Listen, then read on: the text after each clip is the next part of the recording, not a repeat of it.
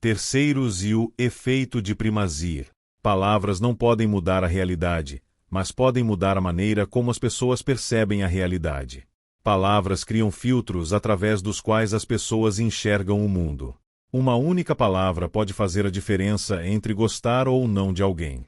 Considere este exemplo. Seu amigo Calvin descreve seu novo vizinho, Bill, a quem você irá encontrar pela primeira vez.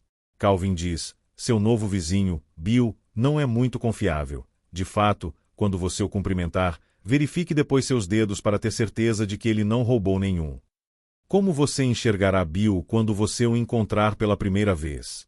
O problema é que você foi encorajado a julgá-lo antecipadamente como não confiável por aquilo a que os cientistas se referem como o efeito de primazia. Se um amigo descrever uma pessoa que você está prestes a conhecer como não confiável, você ficará predisposto a enxergar essa pessoa dessa maneira, independente do que for verdade. Portanto, sua tendência será enxergar tudo daquela pessoa como não sendo digno de confiança. Por outro lado, digamos que o seu amigo Calvin diz que o seu novo vizinho, Bill, é muito amigável, sociável e possui um ótimo senso de humor. Você vai adorá-lo. Como você enxergará Bill agora? Provavelmente como um amigo, não importa o nível de simpatia. Superar percepções negativas ou positivas que você possa ter em relação a um indivíduo específico por causa de algo que ouviu de outra pessoa, principalmente se você respeita e ou gosta da pessoa, é difícil, mas não impossível. Quanto mais vezes você encontrar o não confiável Bill e não perceber nada de errado, mais provável será que enxergue-o como confiável, superando assim a negatividade original criada pelo efeito de primazia. Entretanto, você ficará menos propenso a dar uma chance a uma pessoa não confiável de mostrar que isso não é verdade, pois seu desejo de encontrar a pessoa outra vez ficará reduzido. Se você encontrar o amigável Bill várias vezes e não perceber simpatia, então a tendência é que encontre alguma desculpa para isso. Tais desculpas podem incluir o ele deve estar tendo um dia ruim ou eu devo ter aparecido numa hora ruim. Uma pessoa não amigável que inicialmente foi descrita como amigável ganha uma vantagem do efeito de primazia, pois as pessoas tendem a dar a ela várias oportunidades para demonstrar o contrário.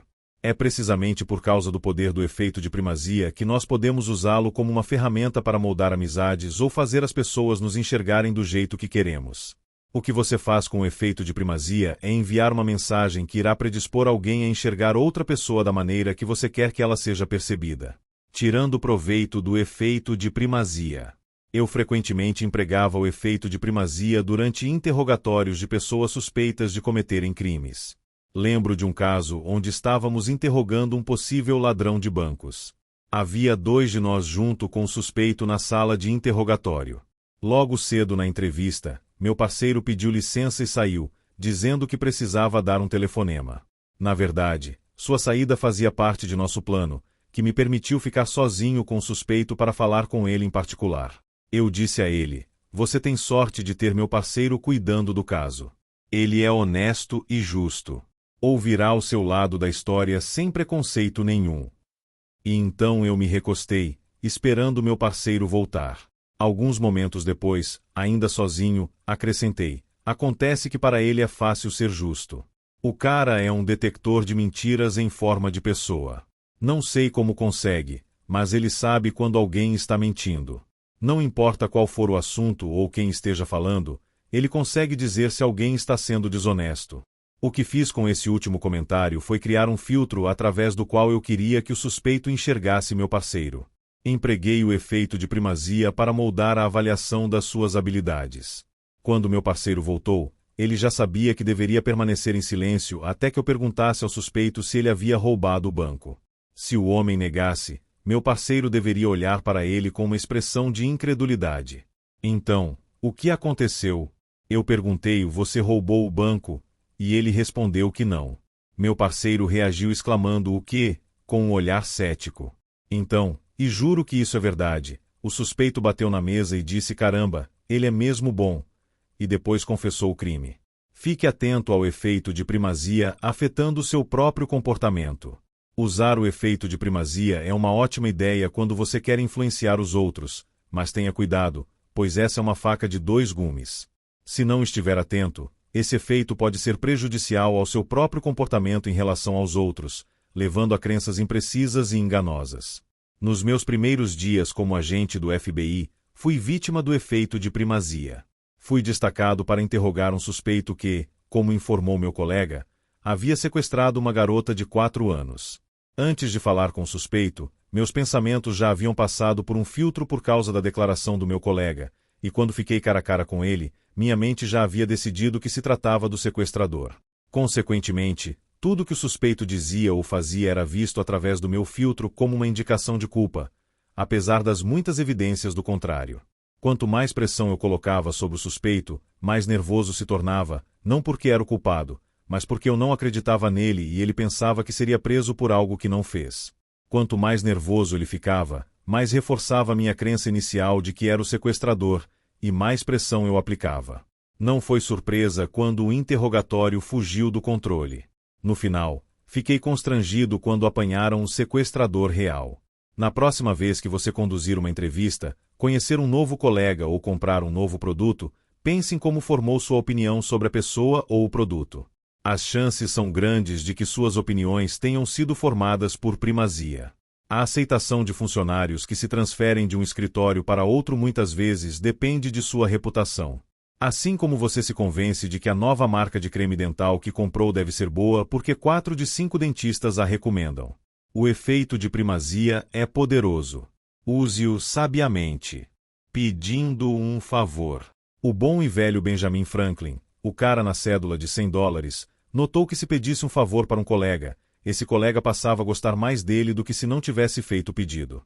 Esse fenômeno se tornou conhecido como o efeito Ben Franklin. Num primeiro momento, esse conceito pode parecer ir contra o senso comum. Você não deveria gostar da pessoa que faz o favor mais do que ela de você? Acontece que esse não é o caso. Quando uma pessoa faz um favor a alguém, ela se sente bem. A regra de ouro da amizade diz que se você fizer alguém se sentir bem, ele irá gostar de você. Portanto, pedir um favor não é um acontecimento apenas centrado em você, mas também é centrado na pessoa fazendo o favor. Entretanto, aqui vai um alerta. Não exagere com essa técnica, pois Ben Franklin também observou que convidados, assim como peixes, começam a cheirar mal depois de 3 dias. Igual a pessoas que pedem favores demais. Voltando ao encontro de Ben e Vicky, ele pode usar a técnica de pedir um favor durante sua conversa com a jovem garota. Bem, é preciso muita dedicação e determinação para se comprometer com um projeto desse tamanho. Uma declaração que permite a Vicky elogiar a si mesma. Vicky, pensando, sacrifiquei muitas coisas para terminar esse projeto e fiz um ótimo trabalho, modéstia à parte. Bem, Vicky, você pode me fazer um favor e cuidar da minha bebida enquanto vou ao banheiro? Pede um favor. Vicky, claro, sem problema. Ben chamou Vicky pelo seu primeiro nome. Lembre-se de que as pessoas gostam do som de seus próprios nomes e o fato de que alguém se lembrou, e então pediu a ela um favor. Esses pequenos comportamentos predispõem Vicky a gostar de Ben, pois as pessoas que fazem favores se sentem bem consigo mesmas. Combinando ferramentas de amizade para incrementar a eficácia de uma relação. Dependendo das circunstâncias, você poderá usar uma ou várias das técnicas apresentadas neste livro para fazer um novo amigo. A vantagem de usar várias técnicas juntas é o poder adicional que uma combinação pode proporcionar. Para ilustrar, considere como o exército americano usou o efeito de primazia, a fórmula da amizade e a apresentação por terceiros para transformar em amigos pessoas desconfiadas ou hostis em relação aos Estados Unidos. Conquistar corações e mentes de civis quando você é um estrangeiro conduzindo operações militares no país deles pode ser uma tarefa árdua. Soldados em solo estrangeiro, por causa da natureza do trabalho, são forçados a adotar a estratégia descrita pelo general James Mad Dog Mattis, que disse: seja educado, seja profissional, mas tenha um plano para matar qualquer pessoa que você encontrar. Em outras palavras, transformar inimigos em amigos não é nada fácil. Numa tentativa de conquistar as pessoas no Afeganistão, fui destacado como membro de uma equipe cuja tarefa era mostrar aos nossos garotos, as forças americanas, como serem menos ameaçadores, mas, ao mesmo tempo, mantendo-se alerta no campo de batalha. Então, como é possível fazer alguém parecer amigável quando tudo que essa pessoa veste parece ameaçador? Equipamentos de guerra, capacete, armas. E ela é ensinada a fechar a cara ao lidar com a população local. Não é de se admirar que quando esses soldados chegam numa vila local a população nativa enxergue os sinais inimigos e imediatamente levante os escudos. Foi isto que instruímos aos militares. Entrem na vila com o mesmo equipamento militar e prontidão para se defenderem se atacados, mas também façam o seguinte. Empreguem a fórmula da amizade. Fiquem um tempo na vila sem fazer nada. Apenas fiquem por lá. Isso satisfaz a condição de proximidade. Então, com o tempo, aumentem o número, frequência, de visitas e a quantidade de tempo, duração. Finalmente, acrescentem intensidade à mistura presenteando as crianças da vila com coisas de que elas gostem, mais sobre isso em breve. 2. Enviem sinais de amizade ao invés de sinais inimigos. Mantenham seu rosto de guerra, mas vistam uma máscara por cima. Em outras palavras, sorriam e não usem uma carranca. 3. Assim que as pessoas da vila se acostumarem a vê-los agindo de uma maneira não ameaçadora, carreguem um caminhão com bolas de futebol e dirijam pela vila onde as crianças possam vê-los. O que acontecerá? Por causa dos sinais amistosos, as crianças não os enxergarão como ameaça e, além disso, sua curiosidade aumentará em intensidade, até que elas se aproximem do caminhão e perguntem: para quem são essas bolas? O motorista pode responder: são para vocês. Então o que acontecerá? As crianças passarão a gostar dos soldados. E quando encontrarem seus pais, servirão como terceiros apresentando os americanos. Elas dirão: eu vi os americanos, eles nos deram bolas de futebol e são pessoas legais. Agora os pais enxergarão os soldados através do filtro de primazia criado pelas crianças e ficarão mais abertos a enxergá-los como amigos ao invés de inimigos. Se os americanos tivessem simplesmente chegado na vila sem empregar a fórmula da amizade, sem tentar estabelecer proximidade, frequência, duração e intensidade, enviando sinais inimigos ao invés de amistosos e sem usar o efeito de primazia pela apresentação de terceiros, o que você acha que aconteceria quando dissessem que não eram uma ameaça? Ninguém acreditaria. Os soldados seriam percebidos como mentirosos.